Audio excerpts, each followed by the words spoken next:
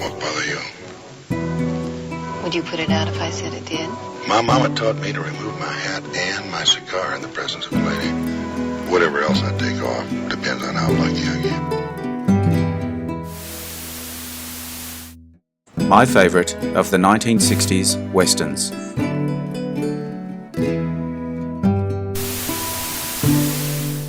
Okay, 1960s westerns.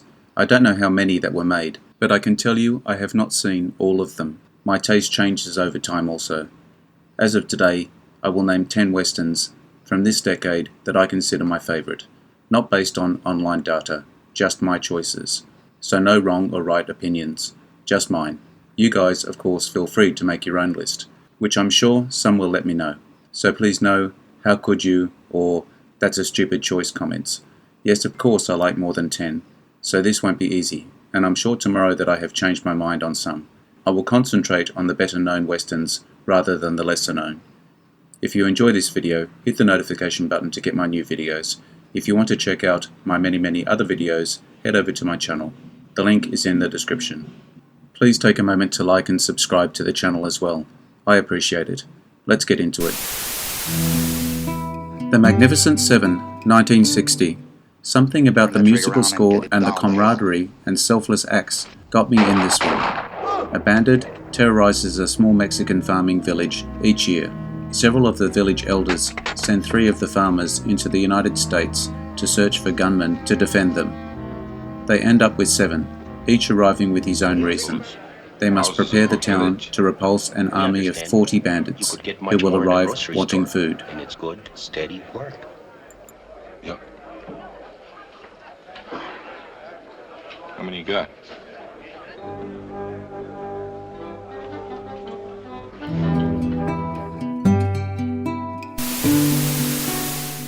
Sergeant Rutledge, 1960.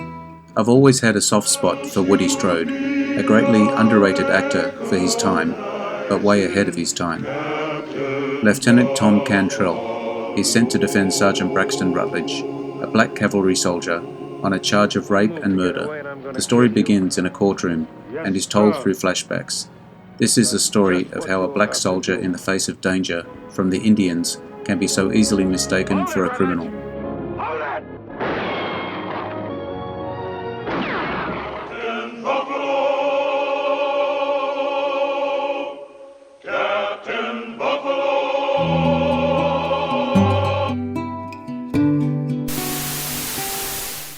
The Man Who Shot Liberty Valance, 1962. A classic if ever there was one. When Senator Ransom Stoddard returns home to Shinbone for the funeral of Tom Doniphan, he recounts to a local newspaper editor the story behind it all.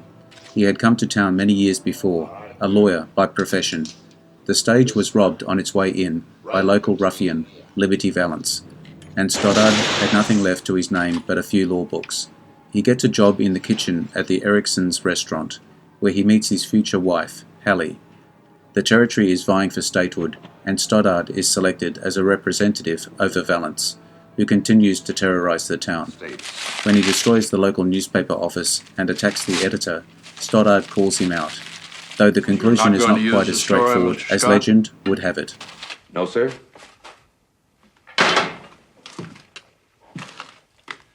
This is the West, sir. When the legend becomes fact, print the legend. He's right. El Dorado, 1966. A great pairing of Wayne and Mitchum. Hired gunman Cole Thornton, John Wayne, turns down a job with Bart Jason, Ed Asner, as it would mean having to fight an old sheriff friend, Robert Mitchum. Some months later, he finds out the lawman is on the bottle, and a top gunfighter, Christopher George, is headed his way to help Jason, along with young Mississippi, James Kahn, handy with a knife and now armed with a diabolical shotgun. Cole returns to help.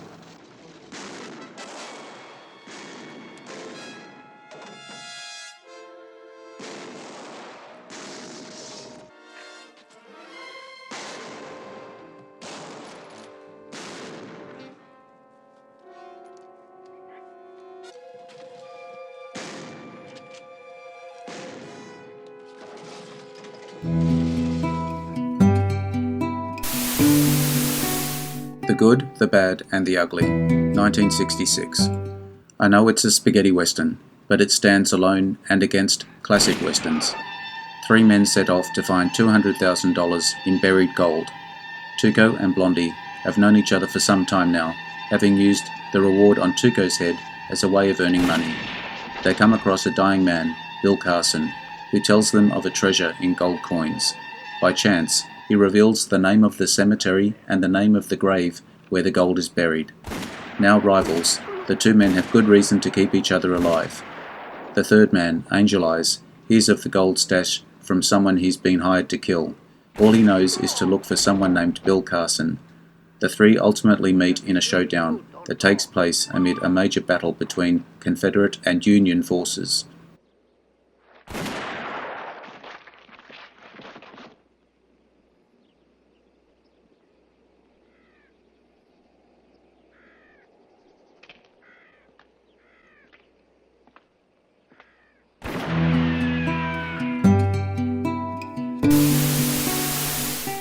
The Professionals, 1966. Exciting and a great adventure.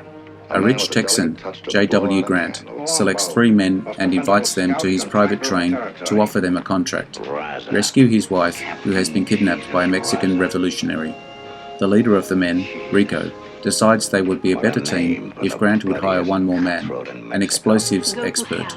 Grant quickly agrees, and soon the four are off to complete the contract. However, while on the trail, they discover some interesting facts, like has Mrs. Grant really been kidnapped? My price is high. I might say yes now, and later no.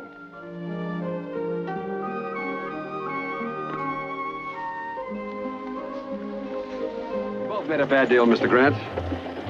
You lose a wife, and we lose $10,000 apiece.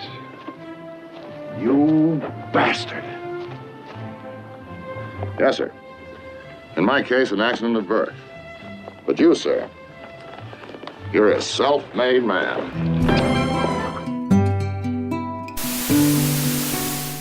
Hbre, 1967. Cool, calm, and collected. 3 words that describe Hbre. John Hbre Russell is a white man raised by the Apaches on the Indian reservation and later by a white man in town. As an adult, he prefers to live on the reservation. He learns that he inherited a house in the town. He goes to the town and decides to trade the place for a herd. He has to go to another city. The only stagecoach is one being hired for a special trip paid by Favor and his wife, Audra. As there are several seats, others join the stagecoach, making 7 very different passengers. During the journey, they are robbed. With the leadership of John Russell, they escape with little water and the money that the bandits want. Pursued by the bandits, they try to evade the bandits and reveal their true nature in a life-threatening situation. Delgado's?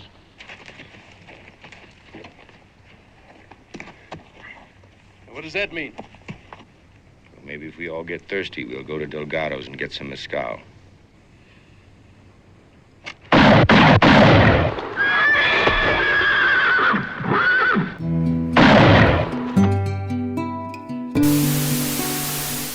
Will Penny, 1967. I've always been a Heston fan. An aging cowpoke takes a line job on a cattle ranch, requiring him to keep trespassers and squatters off the property. He discovers that the cabin reserved for the line rider has been appropriated by Catherine Allen and her son, Horace, whose guide has deserted them en route to Oregon to join Catherine's husband. Soft-hearted and ashamed to kick mother and child out just as winter sets in, he agrees to share the cabin until spring thaw. But it isn't just the snow that slowly thaws. A lonely man and woman soon forget their considerable dissimilarities and start developing an awkward love for each other. Horace finds in Will the father he's never known, and Will finds in Horace the son he's never known he wanted. The trio's little refuge is then invaded by Bible-quoting preacher Quint and his murderous family of rawhiders, who'd earlier nearly killed Will over an imagined insult, forcing Will to defend his own. Reckon it's just a case of too soon old and too late smart. Look at him. You'd never know he can love just as hard. Butch Cassidy and the Sundance Kid, 1969. Not sure why. This one was just a great ride. Butch and Sundance are the two leaders of the Hole in the Wall gang. Butch is all ideas. Sundance is all action and skill. The West is becoming civilized. When Butch and Sundance rob a train once too often, a posse begins tracking them no matter where they run. Over mountains, through towns, across rivers, the posse is always just behind them. Rules. When they finally escape through sheer luck, Butch has an idea. Let's go to Bolivia, based on the exploits of the historical characters.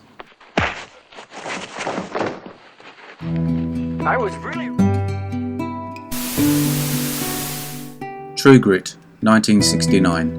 Arguably one of Wayne's best, but so many to choose from. With revenge on her mind after the murder of her father by a once trusted, cowardly jackal, Matty Ross rides to Fort Smith. Now nothing else matters, and while aching to bring his killer to justice, Matty enlists the help of US Marshal Reuben Rooster J. Cogburn, a rugged, one-eyed lawman. Before long, LaBouffe, a Texas Ranger thirsting for bounty money, joins them. The unlikely trio embark on a dangerous journey into Indian territory. The odds are against them. Vengeance keeps Matty going. Is True Grit enough to see justice served? I think I will not go. Now, how do you like that? Now, you mean to say that you won't go with me on your own free will? You just got it the other way around. Now, you will follow me. I didn't think you'd do it. I mean to kill you in 1 minute, Ned. Or see you hanged in Fort Smith at Judge Parker's convenience. Which'll it be? I call that bold talk for a one-eyed fat man.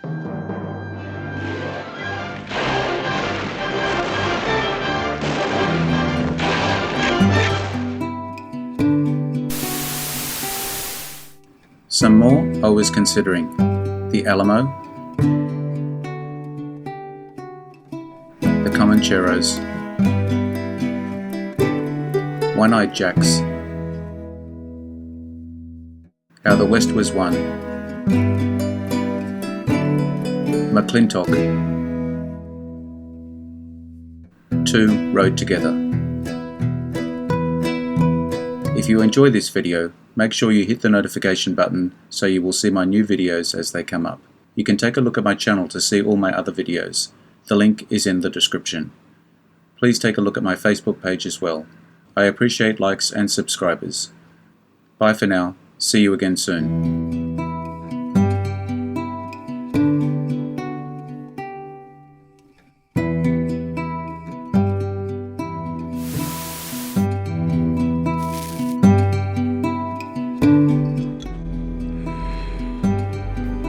Interesting facts about famous people.